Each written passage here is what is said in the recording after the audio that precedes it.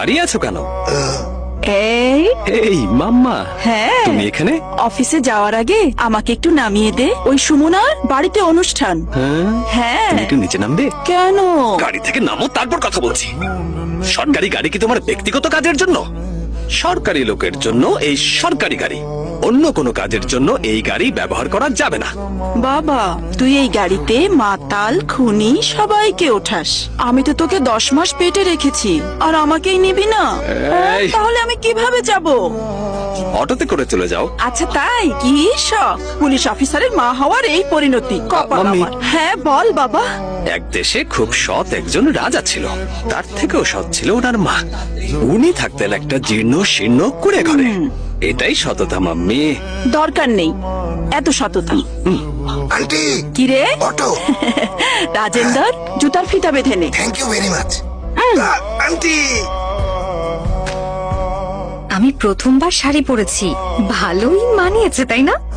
তবে সৌন্দর্য শেষ হবার আগেই আমার বসকে ডাকলাম। ও, আমাকে দেখা শেষ, এবার আমি যাই। আমি কি জানতে পারি এই সৌন্দর্য কোথায় যাচ্ছে? ফ্রেন্ডের বেবি শাওয়ারে। কিভাবে যাচ্ছ? অটোতে।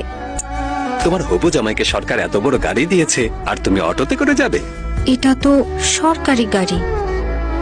সরকার কি? হ্যাঁ, সরকার কি রাজেন্দ্র? স্যার, এর উত্তর আপনারই ভালো জানা আছে, বলে দিন স্যার।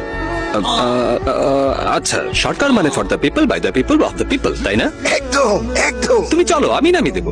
আমার বন্ধুরাও আসবে। অফকোর্স বেবি, পেছনের সিটে 3 জন বসতেই পারবে।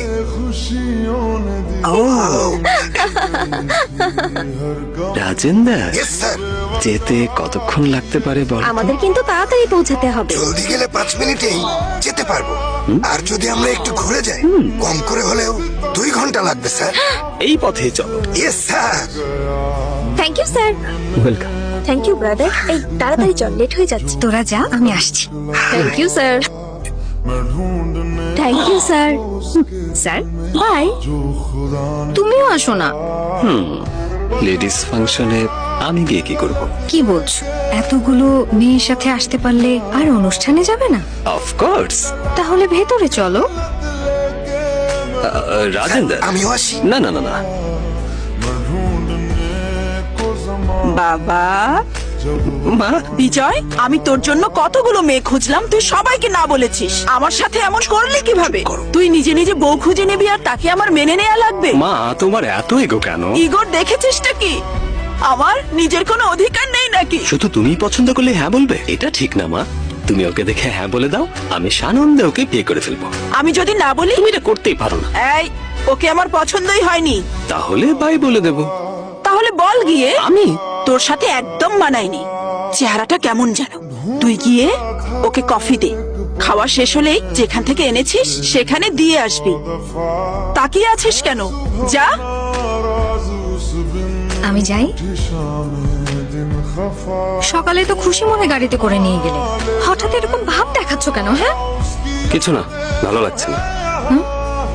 মা যদি তোমাকে কিছু বলে কষ্ট দিয়ে থাকে, কিছু মনে করো না। ও তাহলে এই কথা। মা আসলে বাচ্চাদের মতো। তোমাদের মাঝে কি কথা হয়েছে? বাদ দাও, এখন এসব থাক। বলো না।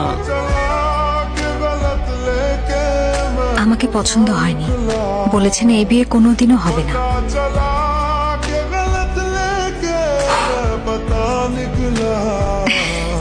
এমন চুপসে গেলে কেন তুমি? প্রথমেই ভাবটা বদলাও, তোমাকে মোটেও মানাচ্ছে না। আচ্ছা শোনো মা কি বলেছেন।